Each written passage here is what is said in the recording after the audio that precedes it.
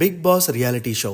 ఈ షోకి ఉన్న క్రేజ్ గురించి ప్రత్యేకంగా చెప్పనవసరం లేదు. మన తెలుగులో కూడా గత కొన్ని సంవత్సరాలుగా సూపర్ హిట్ షోగా నిలుస్తోంది. ఒక్క తెలుగనే కాదు, కన్నడ, మలయాళం, హిందీ ఇలా అన్ని లాంగ్వేజ్ లో కూడా బిగ్ బాస్ షోకి ఫుల్ క్రేజ్ ఉంది. అయితే బిగ్ బాస్ షోలో ఒక నటికి మంచి అవకాశం వచ్చింది. ఆ నటి పేరే ఆర్య. ఆమె భర్త పేరు రాహుల్. వీరికి ఒక పాప కూడా ఉంది. ఈమె ఒక మలయాళం బుల్లితెర నటి. టీవీ సీరియల్సే కాకుండా సినిమాల్లో కూడా నటించింది. అయితే బిగ్ బాస్ షోకి వెళ్లడంతో ఆమె లైఫ్ ఒక్కసారిగా తలక్రిందులైంది. తన నాన్నగారు చనిపోయి కొన్ని రోజులే అయింది. ఈలోగా బిగ్ బాస్ షోలో అవకాశం వచ్చింది. కానీ తనకి ఇంట్రెస్ట్ లేదు.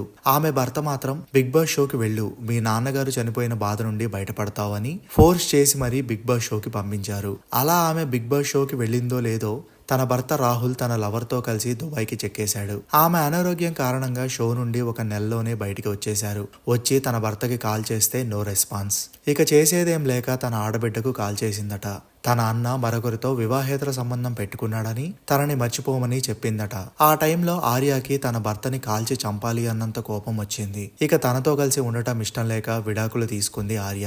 ఇప్పటికీ నేను ఆ విషయం గురించే ఆలోచిస్తున్నా. నాకు ఇప్పుడు రాహుల్ మీద ఎలాంటి కోపం లేదు, కానీ తనకి చెడు జరిగితే మాత్రం సంతోషిస్తా అని ఒక టీవీ ఛానల్ కి ఇచ్చిన ఇంటర్వ్యూలో చెప్పుకొచ్చింది ఆర్య. ప్రస్తుతం ఆ వీడియో నెట్టింట్లో వైరల్ అవుతోంది.